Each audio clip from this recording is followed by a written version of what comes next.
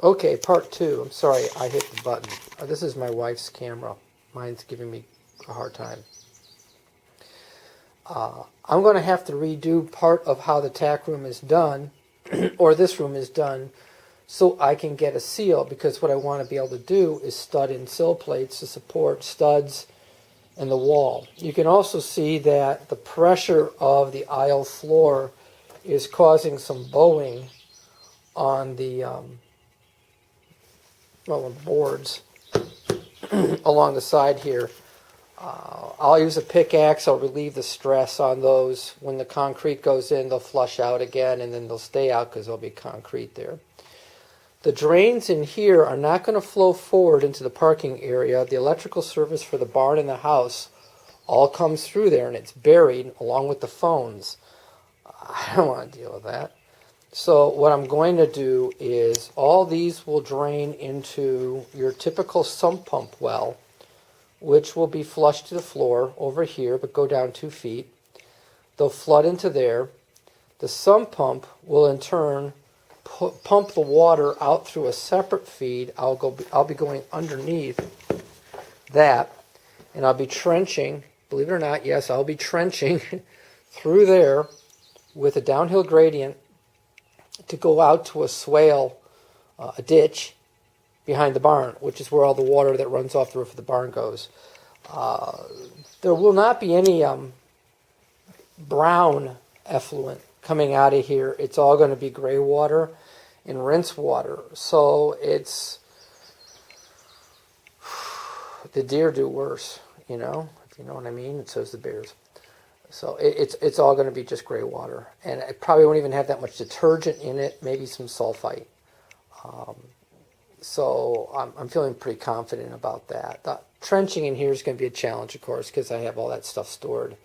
The real beauty, though, from my perspective of it is I'm going to have a shop, whether it's for cider seasonally, but it's going to have a hard concrete floor.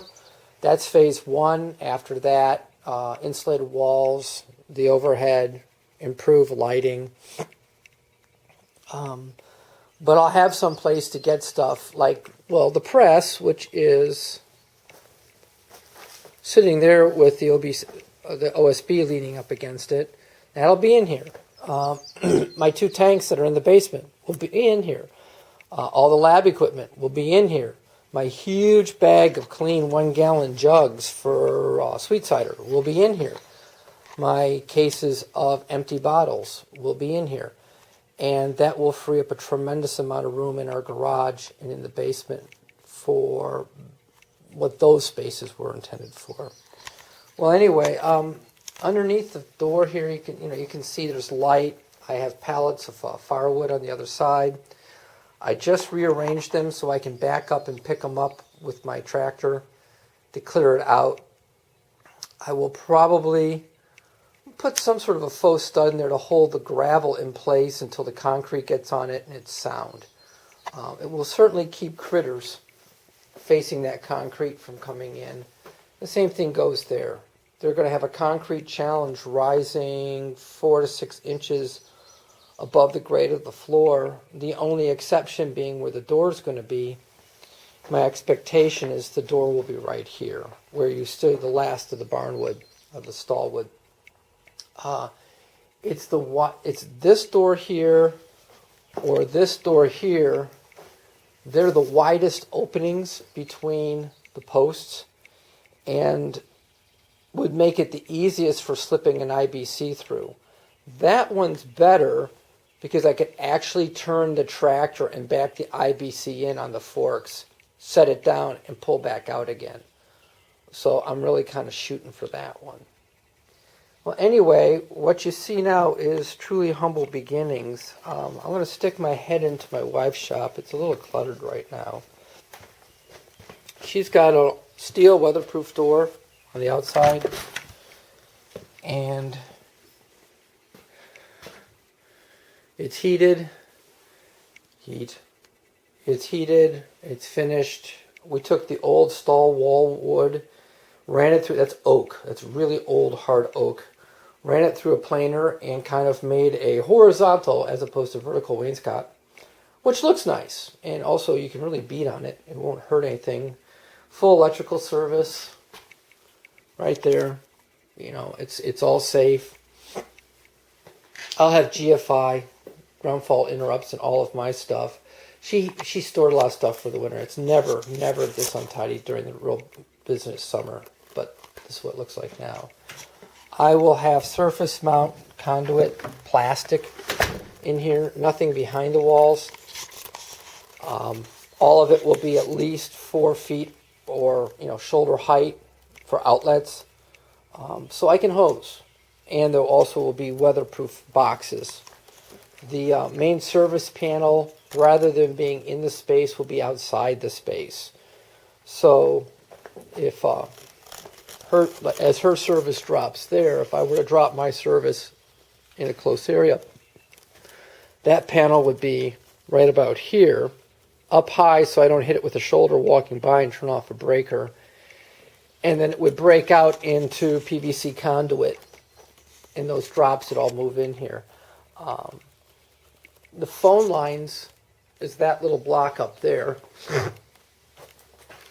Little phone lines, so we do have phones in here. So there'd be an extension in here. If the phone rang, I didn't have to go dashing to her shop or to the wall phone in the tack room. And there'd be enough electrical power. There'd be a 220 service in here for the grinder, which would also not be in the garage anymore. I'd have 220 service in here. I'm thinking about putting another 220 service in here. If I ever got a 220 welder, I'll have a welder plug in here. Or if I borrow my neighbor's welder, so that I can weld in here. I have a concrete floor. I'll have a fire retardant walls. It'd be much easier to work. I'm still debating about the windows, but actually that's phase 2. I'm in no hurry to deal with that right now. My big thing is get a floor in here that's solid and get it in here before winter. You've probably heard me talk. We have no fruit this year.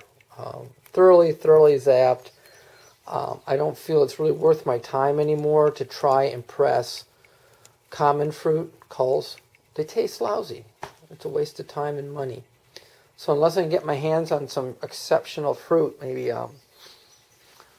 some crabs that were late bloomers, really late bloomers, then I'll be able to do this.